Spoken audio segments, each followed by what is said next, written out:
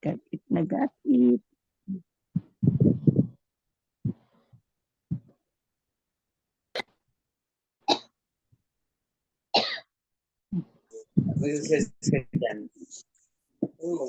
Pastor Ed, nakamute ka. Oo nga. Okay, thank you po, Pastor. Okay, good evening po sa inyong lahat, mga kapatid. Kamusta na po kayo? Evening po, Pastor. Sa kabila ng... Opo. Thank you po.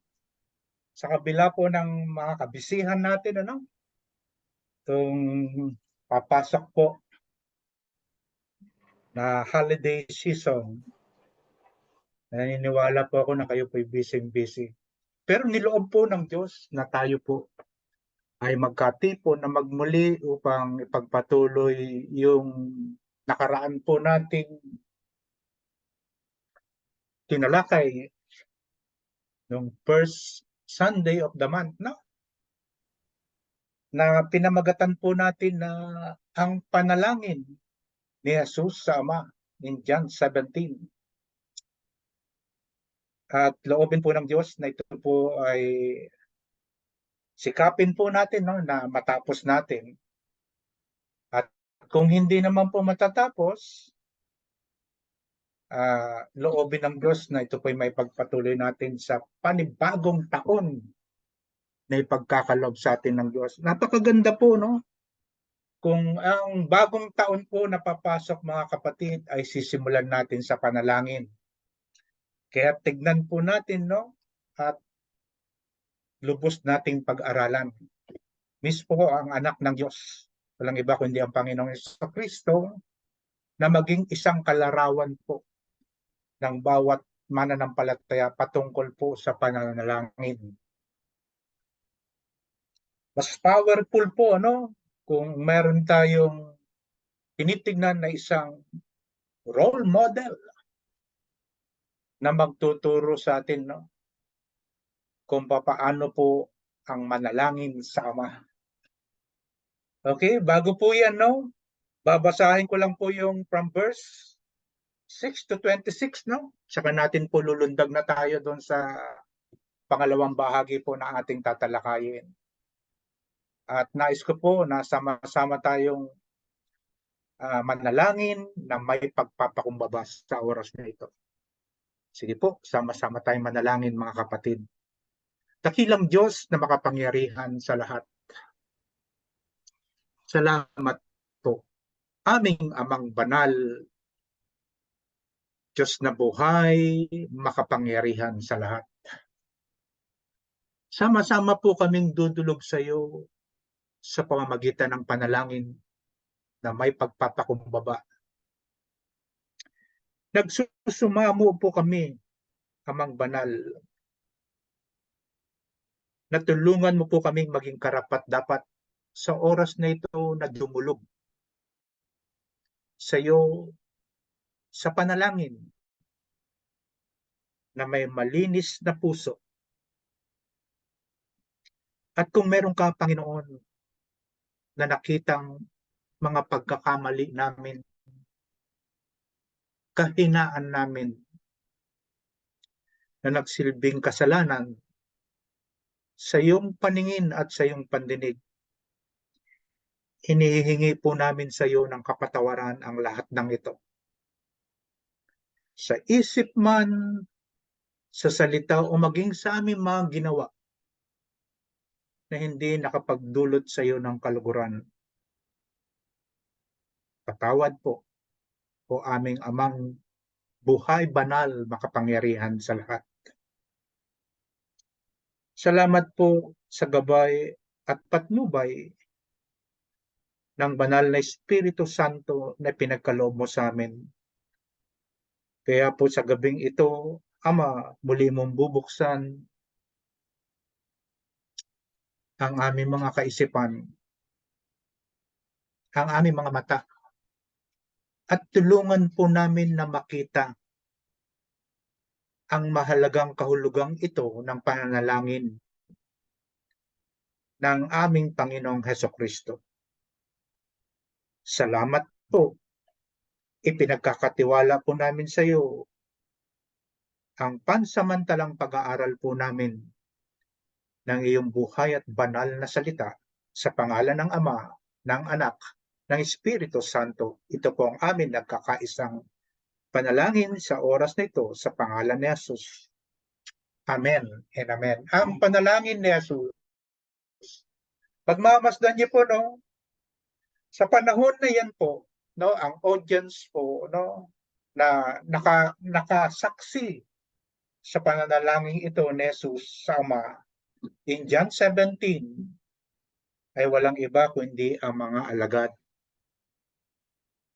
Sa oras na to, mga kapatid, ilagay po natin ang ating mga sarili. Ano po?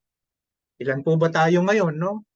Meron po ba tayong halimbawa 20 na naka-online po, no? Naka-connect sa ating pong weekend worship service, ano po? Kung meron tayong 20 o mahigit pa, yung 20, no? Lalapit po tayo sa Diyos. Tayo po ang magiging audience ng Diyos. At pakikinggan po natin, mahalaga po ito, mga kapatid, no?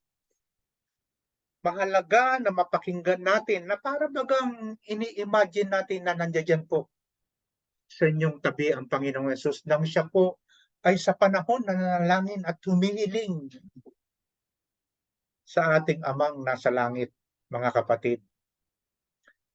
Basahin po natin at balikan po, no, ang nilalaman po ng verses 16 po. Verses 6 to 26 po, no?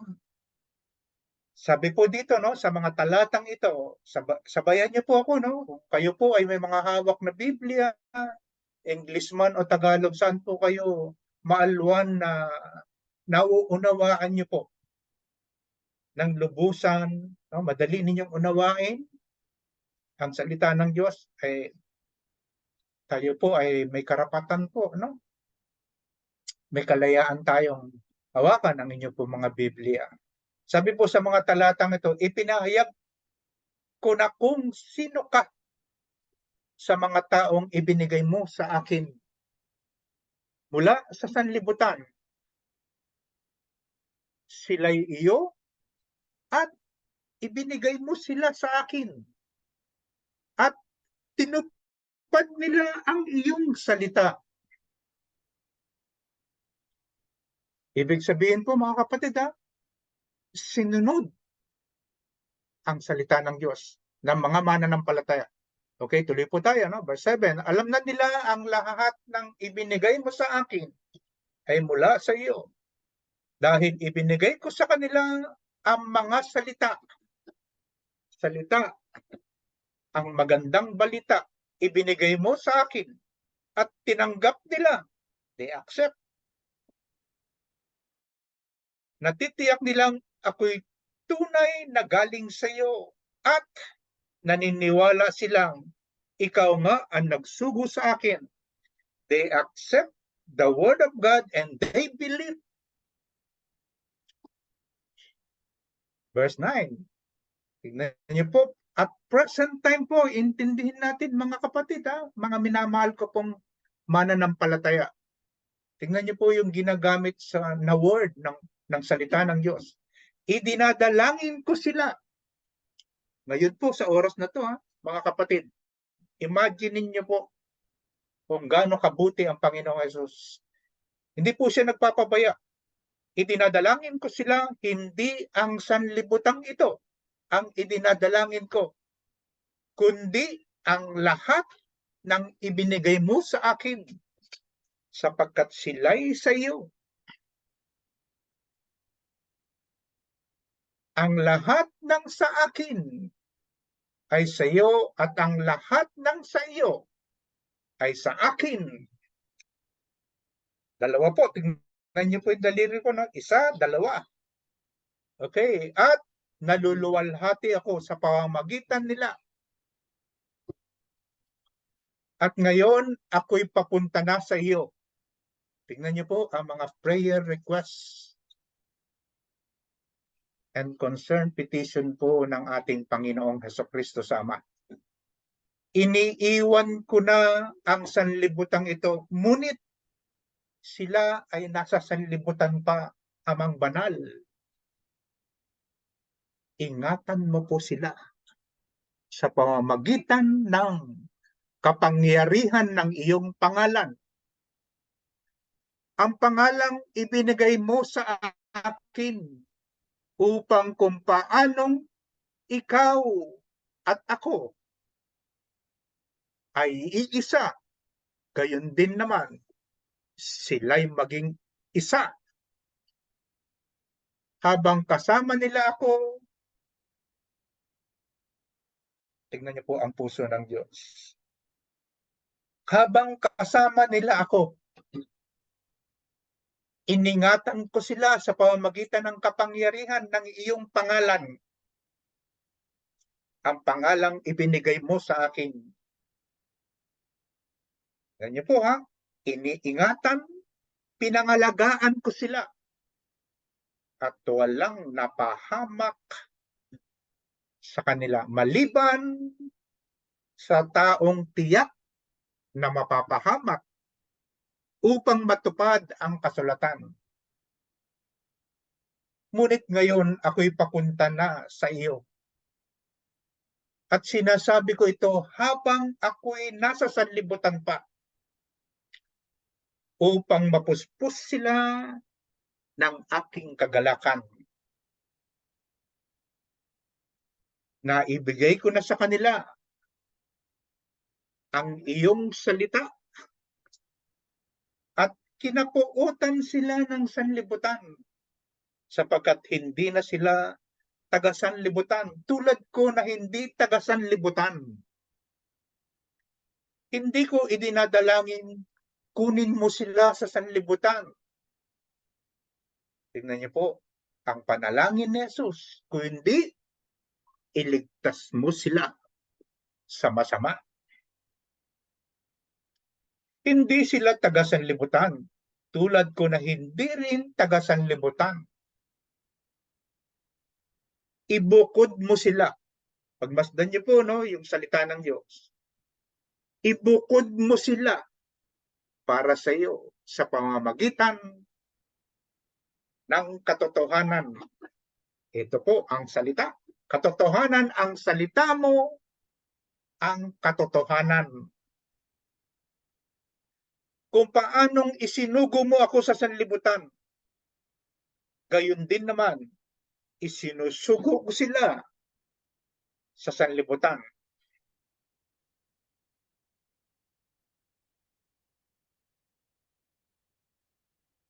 At alang-alang sa kanila'y itinalaga ko ang aking sarili para sa iyo upang maitalaga rin sila sa katotohanan. Hindi lamang sila ang idinadalangin ko, kundi pati ang mga mananalig sa akin dahil sa kanilang pahayag. Ama, maging isa nawa silang lahat. Kung paanong ikaw ay nasa akin at ako'y nasa iyo, gayon din naman, maging isa nawa sila sa atin upang ang sanlibutan ay maniwala na ikaw ang nagsugo sa akin. Talatang 22, ibinigay ko na sa kanila ang kaluwalhatiang ibinigay mo sa akin upang sila'y ganap na maging isa. Tulad mo at ako na iisa. Ako'y nasa kanila at ikaw ay nasa akin upang lubusan silang maging isa. Dahil dito, malalaman ng sanlibutan na isinugo mo ako at sila'y minamahal mo tulad ng pagmamahal mo sa akin. Ama, Sila na ibinigay mo sa akin ay nais kong makasama sa kinaroroonan ko upang mapagmasdan nila ang kaluwalhatiang ibinigay mo sa akin. Sapagkat minahal mo na ako bago pa nilikha ang daigdig. Makatarungang Ama, hindi ka kilala ng sanlibutan, ngunit kilala kita at alam rin na mga ibinigay mo sa akin na ikaw ang nagsugo sa akin. Talatang huli, ipinahayag ko sa kanila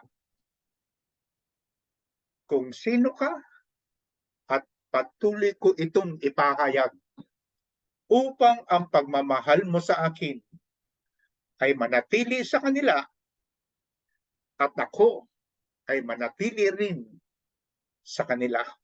Purihin po ang pagkabasa ng salita ng Diyos. Balikan po natin, no? Roman number 2. Ayan, ang panalangin ng tagapagligtas, ang panalangin po ni Jesus, ang ating tagapagligtas sa mga disipulo. Yan po, tignan niyo po, sabi ko nga sa inyo, no? Nandiyan lang po, tayo yung pinaka-audience niya, no? Para malaman po, ma-detalye po natin ito, no? Ang panalangin ng Panginoong Jesus, ang ating tagapagligtas sa kanyang mga disipulo, no? Ang mga believer, no? Ang mga mananampalataya sa panahong ito. Okay, tingnan po natin ang mga sumusunod na talata. Sabi po sa mga talatang ito, na makikita niyo po sa inyong screen po, sundan niyo po ako, ha? Okay, thank you po. Pahayag ni Jesus, ang kapahayagan po ni Jesus sa kanyang mga panalangin para sa kanyang mga disipulo. Ipinahayag at ipinakilala kita sa lahat ng ibinigay mo sa akin. Sino po ito? Ipinahayag. Yan po, sinasabi po, no?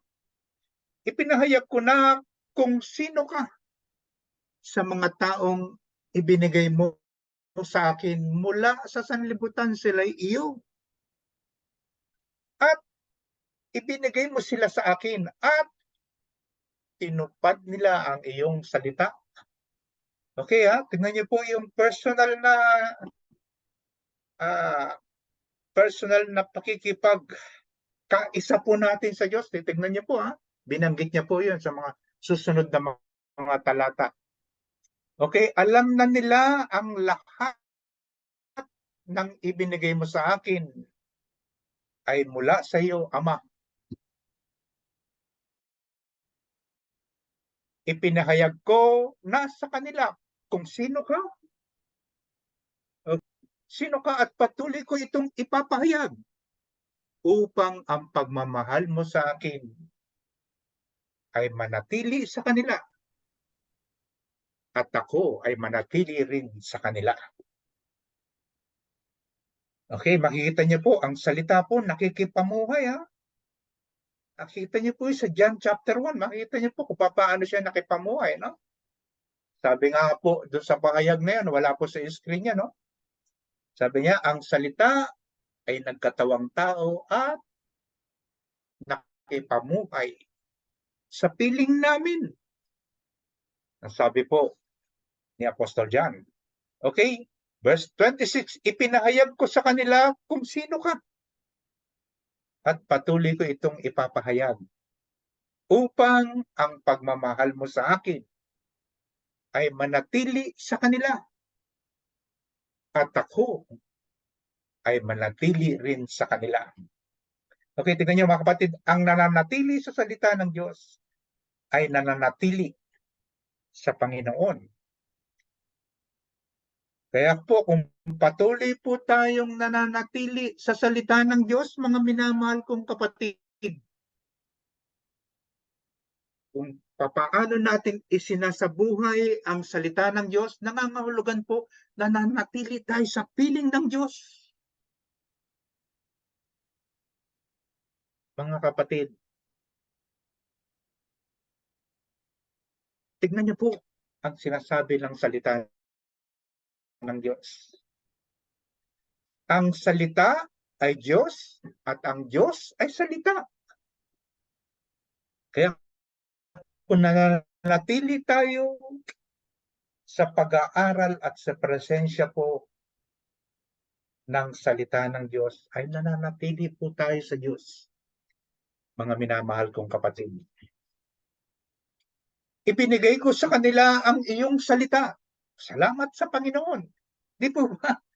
Ang laki pong kagalakan sa atin ng ipagkaloob ng Diyos ang salita. Dahil sa salita ng Diyos, nabuksan ang ating mga mata.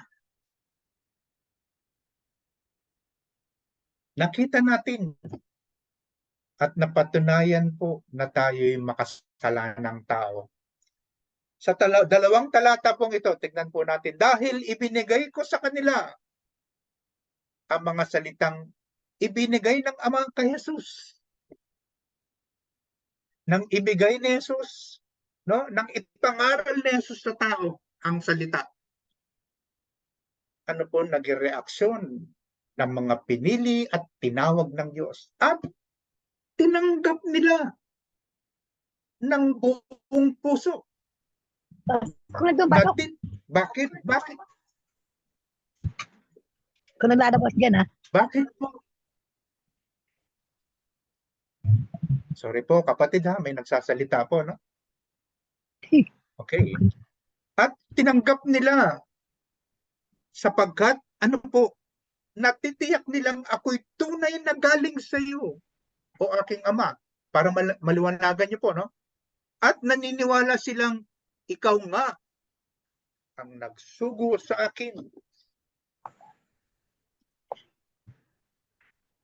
Na ibigay ko na sa kanila ang iyong salita. Napakahalaga po ng salita. Paulit-ulit po na ipinahayag ito ng Panginoong Hesus sa kanyang mga panalangin. At kinapuotan sila ng sanlibutan. Putulin ko lang po, no? Mga kapatid, naranasan niyo po ba na nang kayo po ay humahayo at nagpapahayag ng magandang balita? Naranasan niyo po bang kapuotan kayo ng mga taong hindi niyo nakikilala? At hindi kayo nakikilala ng mga taong pinapahayagan niyo ng salita ng Diyos? Iba't iba ang aspeto po na pwede tayong kapuotan ng tao. Maring hindi tayo tanggapin, hindi tayo pakinggan. Maring hindi tayo pagbuksan ng kanilang tahanan. Iba't iba po uri na maaring maranasan po natin. Ngayon tayo po'y kapautan sa sanlibutan. Sapagkat hindi sila, tingnan niyo po, sapagkat hindi sila taga-sanlibutan. Tulad ko na hindi taga-sanlibutan. Kaya po wag tayong magtataka po kung tayo po itaboy, ha? Mga kapatid, taas lang po ang ating kamay.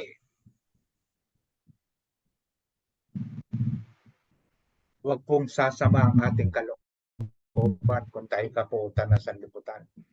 Sapagkat hindi po tayo taga-sanlibutan. Tulad ko na hindi taga-sanlibutan. Sabi nga po sa John 15:18-19, kung napopuot sa inyo ang sanlibutan, sabi niya po, sa panalangin sa mga disipulo niya, alalahanin ninyong ako muna, sabi ni Jesus. Alalahanin ninyong ako muna ang kinapuotan nito bago kayo.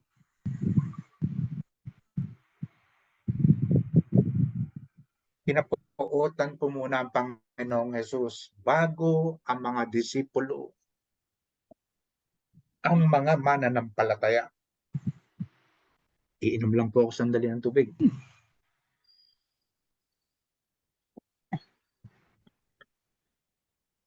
Sabi po sa talatang 19, kung kayo'y taga-sanlibutan, kayo'y mamahalin nito bilang kanya. Tingnan niyo po, no, kung paano po namumuhay tayo, no, sa sanlibutan ito. Ngunit hindi kayo taga-sanlibutan, kundi pinili ko kayo mula rito. Kaya napupuot sa inyo ang sanlibutan. Upang masalamin po natin ang pamumuhay natin, no? Sa panahon ito po na tayo po'y buhay pa at namumuhay, no? Sa ibabaw ng sanlibutan po, no? Maaaring kayo po'y kapuotan. At pagmasdan niyo po, maaaring mahalin nila kayo. Tignan po natin kung anong magiging dulot nito sa ating mga buhay. Idinadalangin ko sila sa iyo. Sabi nga sa verse 9 and 10. At present po mga kapatid, makikita niyo po yung saloobin po ng kanyang anak para sa ama sa panahong ito, sa oras na ito mga kapatid. Idinadalangin ko sila, hindi ang sanlibutan ito. Ang idinadalangin ko, kundi ang lahat ng ibinigay mo sa akin sapagkat sila'y iyo. Mapalad po kayo mga kapatid, ang mga pinili at tinawag ng Diyos, ang mga mananampalataya noon at maging sa panahong ito, sa oras na ito. Kayo po'y pinili ng Diyos. Kayo po'y tinawag ng Diyos. Kaya po ang Diyos, mga kapatid, patuloy tayong idinadalangin.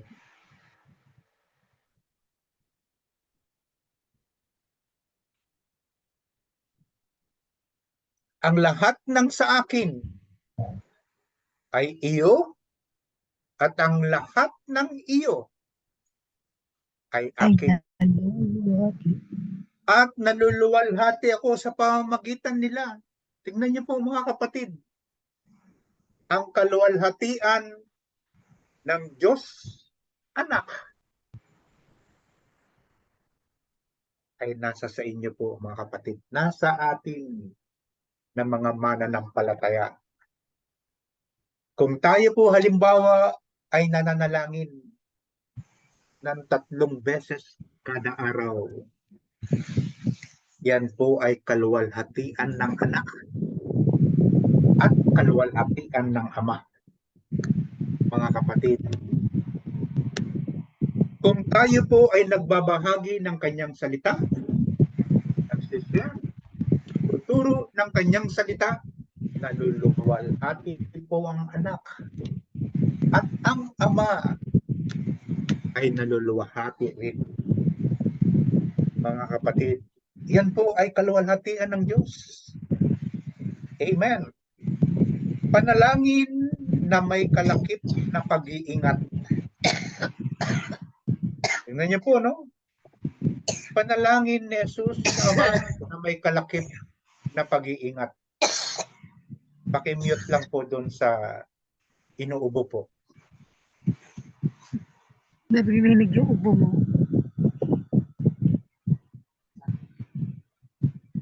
Salamat po. Panalangin may kalakip na pag-iingat maliban sa taong naghahanap ng kapahamakan. Basahin po natin itong mga talatang ito po. Habang kasama nila ako, tingnan niyo po ang Diyos, tingnan niyo po ang Diyos, Diyos Anak, ang Panginoong Jesucristo, ang kanyang kahilingan. Sama. Habang kasama nila ako, iniingatan ko sila sa pamamagitan ng kapangyarihan ng iyong pangalan. Ang pangalang ibinigay mo sa akin. And then, pinangalagaan ko sila at walang napahamak sa kanila. Pagmasdan niyo po ang salita ng Diyos, maliban sa taong tiyak na mapapahamak upang matupad ang kasulatan. Alam niyo po ba kung sino ang binabanggit dito? Ang taong nagkanulupo sa Panginoong Jesucristo. Walang iba kundi si Judas Iscariote. Tingnan po natin ang ating sarili, mga kapatid. Maaaring mangyari po sa atin yan. Kung nangyari po yan sa panahon ng mga alagad ng ating Panginoong Hesukristo, posible pong mangyari sa atin yan. Nasa piling ka na ng Diyos, iniingatan ka ng Diyos, kapatid, pinangangalagaan ka ng Diyos para hindi tayo mapahamak. Kaya posible po na isa man po, wag ipahintulot po ng Diyos, no? Na maaari tayo ay mapahamak. Bumalik sa dati nating kinalalagyan o bumalik sa dati nating pagkatao.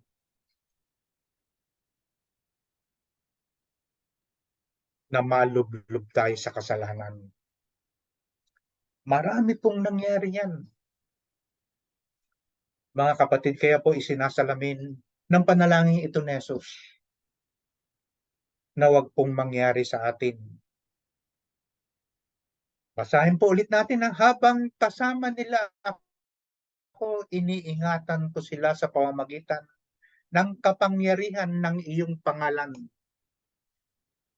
Ang pangalang ibinigay mo sa akin, pinangalagaan ko sila at walang napahamak sa kanila, maliban sa taong tiyak na mapapahamak upang matupad ang kasulatan.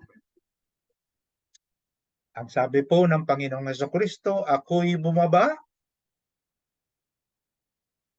mula sa langit, hindi upang gawin ang sarili kong kalooban, kung hindi ang kalooban niya na nagsugo sa akin. May purpose po ang Panginoong Hesukristo. Kaya ganoon na lang naman po ang purpose ng Diyos o layunin ng Diyos sa mga mananampalataya, sa mga disipulo, kung gaano niya ito pinakaiingatan at pinahahalagahan para hindi tayo mapahamak, mga kapatid. May babala po, no? Pag tinitignan niyo po. At ito ang kanyang kalooban, ang huwag kong hayaang mapahamak ang kahit sino man sa mga ibinigay niya sa akin. Kung hindi, ang buhayin ko silang muli sa huling araw.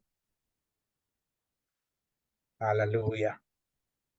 Sapagkat ito ang kalooban ng Ama, ang lahat ng nakakakita sa anak at sumasampalataya sa kanya ay magkaroon ng buhay na walang hanggan. At sila'y muli kong bubuhayin sa huling araw. Kaya mga kapatid, wala pong ibang nag-iingat sa atin. Sa totoo lang po, na nakikita po, balikan po natin, no? Balikan mo yung unang talata. Okay, yung isa pa. Yan, nakikita niyo po, ha? At ito ang kanyang kalooban, ang huwag kong hayaang mapahamak ang sinuman sa kanila, ang sinuman sa mga ibinigay niya sa akin, kundi ang buhayin ko sila uli sa uling araw. Tingnan niyo po, mga kapatid, napakahalaga po ng salita ng Diyos. Bakit po? Ito po ang mag-iingat sa atin. Kapag ito po'y inalis ninyo, at hindi po ako naniniwala na kung tayo po ay mga mananampalataya, aalisin mo sa buhay mo ang salita ng Diyos. Mga kapatid, mapapahamak ang isang tao.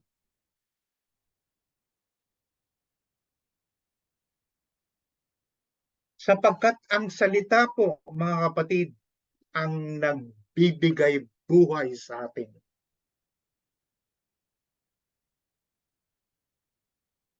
ang salita ng Diyos. Kaya mahalaga. Ito po ang naging isa sa pangapangunahing layunin ng Ama sa kanyang anak na si Jesus, ang ibahagi, ipamigay ang salita ng Diyos. Mga kapatid, kaya po, iinganyahin ko po kayo na lagi kayong magkaroon tayo ng panahon o quiet time po natin na lumusog ang ating spiritual na pangangailangan o spiritual na pagkain pangkaluluwa. Dalawang panalangin ng Panginoong Hesus at ang salita ng Diyos. Alam ko po na tayo po'y normal na dumadaan, pinanghihinaan ng loob, kawalan ng parang pag-asa sa buhay. Lahat po dumadaan dyan. Sabi niya po, verse 30 na, at ito ang kanyang kalooban ng huwag kung hayaang mapahamak ang kahit sino man sa mga ibinigay niya sa akin, kung hindi, ang buhayin ko silang muli sa huling araw. Sapagkat ito ang kalooban ng aking Ama. Ang lahat na nakakakita sa anak, nakikita po ba natin ang kanyang anak, ang Panginoong Jesucristo? Kung ako po tatanungin niyo, nakikita ko po siya. Bakit? Sa pamamagitan ng salita ng Diyos at ang pagsampalataya natin sa salita ng Diyos. Sa Kanya ay magkaroon ng buhay na walang hanggan. Sa pamamagitan ng anak at pananampalataya, magkaroon ng buhay na walang hanggan. Dalawang ulit po, no? Dalawang talata, inulit po. At sila'y muli kong bubuhayin sa huling araw. Excuse po.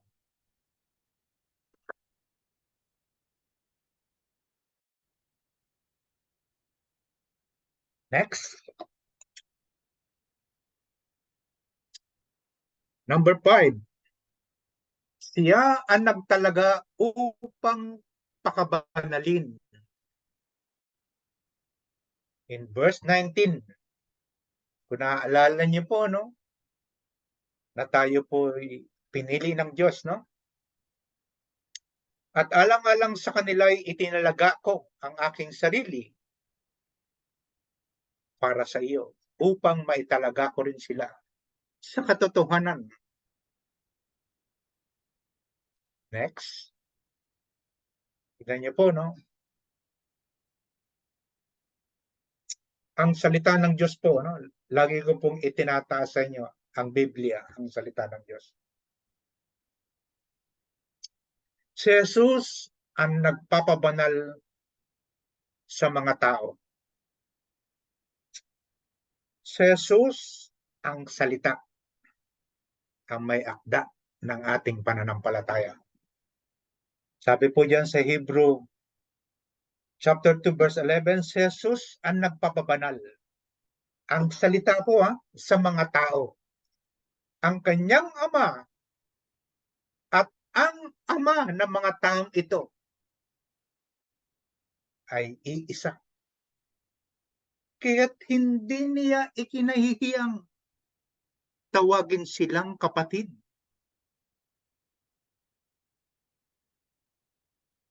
Kapatid sa pananampalataya. Ikaw, kapatid tingnan niyo po, ikaw at si Jesus at ang Ama ay iisa. Ulitin ko po, si Jesus ang nagpapabanal sa mga tao. Ang kanyang Ama at ang Ama ng mga taong ito ay iisa. Dalawa, pinag-isa. Kaya't hindi niya ikinahihiyang tawagin silang kapatid or brother and sister. Narinig niyo po ba yung pagka tayo nagtatawagan? Kapatid, brother, sister, sapagkat kapatid po natin sila. Mga kapatid, kapatid natin sila sa pananampalataya. Kapatid natin sila kay Kristo. Amen.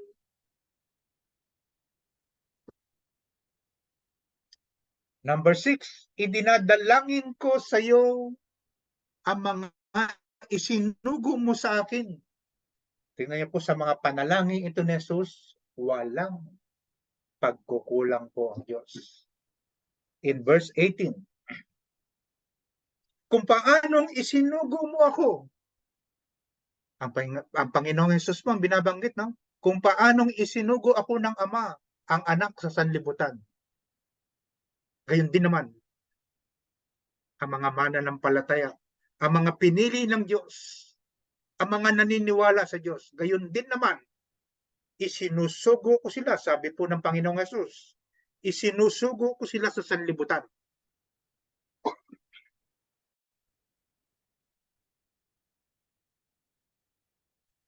In John 20:21, meron po akong naputol po dito, no? Pero pagpapatuloy ko po sa inyo, no? In John 20:21, muling sinabi ni Jesus, sumainyo ang kapayapaan.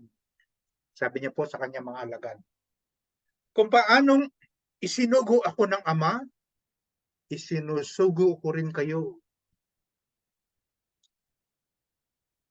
Okay? Itutuloy ko lang po, no? Para makita po natin bakit isinugo po ng Amang Banal na nasa langit ang mga disipulo.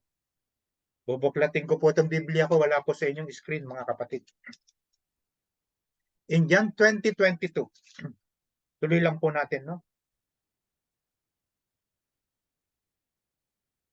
Ayan po, tuloy natin, no, yung verses 22 and 23. Para makita po natin kung bakit ba tayo isinugo, pinili ng Diyos at isinugo ng ating Panginoong Jesucristo. Sabi nga sa John 20:22, pagkatapos po ng 21, 22 and 23 po. Wala po sa inyong screen, mga kapatid. Pagkatapos sila'y hiningahan nang isugo po ng Panginoong ng Ama ang mga disipulo, no? Sa katauhan po ng Panginoong Jesucristo. Tingnan niyo po. Pagkatapos sila'y hiningahan niya at sinabi, tanggapin ninyo ang Espiritu Santo. Kung patatawarin ninyo ang mga kasalanan ninuman, ay pinatawad ko na ang mga iyon. Subalit, ang hindi ninyo patatawarin ay hindi nga pinatawad, mga kapatid. Nang tanggapin po natin ang banal na Espiritu ng Diyos, makikita niyo po sa dalawang sumunod na talata. May layunin ng Diyos. Una, binigyan tayo ng kapangyarihan at karapatan na ibahagi ang salita ng Diyos. Babasahin ko po ulit, no? 22 and 23. Pagkatapos sila'y hiningahan niya at sinabi, tanggapin ninyo ang Espiritu Santo. There is a power, mga kapatid. Power and authority.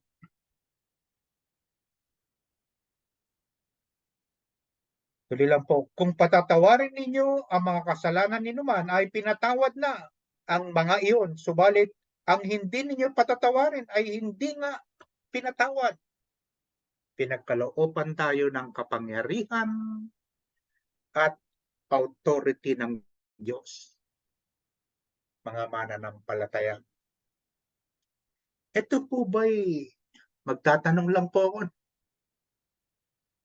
ito po ba'y ipinapractice natin ang kapangyarihan ng banal na Espiritu. Ang salita na nakipamuhay sa atin, mga kapatid. Ito pong kapangyarihan at karapatan na ito na binigay sa atin ng Diyos. Ito po ba'y naibabahagi natin sa mga ibang tao sa pamamagitan ng kanyang salita? Alam ko po na nakikinig kayo, mga kapatid. Para bagang nasa kalagitnaan natin ng Diyos sa patuloy niyang pananalangin. Kaya po ako nagtanong sa inyo, baka ito po hindi nangyayari sa ating buhay. Ito po'y paalala sa atin, mga kapatid. Okay?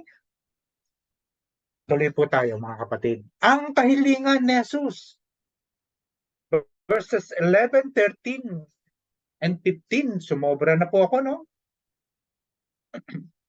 Lumabis po kanina ng mahigit sa 2 minuto po kanina, no? Yung ating pong discussion, no? Okay, dito ko na po tatapusin po muna pansamantala, no? In verse 11, at ngayon ako'y papunta na sa iyo. Tingnan niyo po, ang idinadalangin ni Jesus sa Ama. Iniiwan ko na ang sanlibutan ito. Sa mga oras na to, mga kapatid, no, hindi po siya papunta sa langit pa. Sa kanan panig ng Ama. Siya po'y susuungin niya po no, kung paano siya dadakpin. Sa mga oras na to po, yung ginagawa pong panalangin na yan. Imagine niyo po, no? Hindi niya po iiwanan ng luhaan, talunan ang kanyang mga disipulo sa panahong ito, no po, sa kanyang panalangin ito. Kung titignan niyo po sa amin, sa atin mga mananampalataya, hindi niya tayo iniiwan ng hindi kasama. Sabi niya po, at ngayon ako'y pupunta na sa iyo, iniiwan ko na ang sanlibutan ito. Ngunit, sila ay nasa sanlibutan pa. Ang mga disipulong binabanggit. Amang banal, ingatan mo po sila sa pamamagitan ng kapangyarihan ng iyong pangalan. Ang pangalang ibinigay mo sa akin upang kung paanong ikaw at ako ay iisa. Gayon din naman, sila'y maging isa. Mga kapatid, loobin po ng Diyos na ito po'y balikan natin, no? At magbibigay lang po ako ng paalala sa inyo. Unang-una, ipanalangin po natin ang ating mga sarili. At ipanalangin po natin ang mga mananampalataya. Maraming pong salamat sa walang sawa po ninyong pakikinig at pagsubaybay sa salita ng Diyos. Ang Diyos po ang magpala sa ating lahat.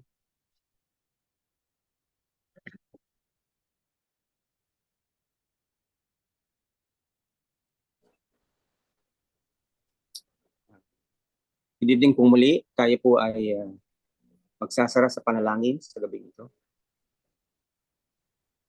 Panginoon Diyos,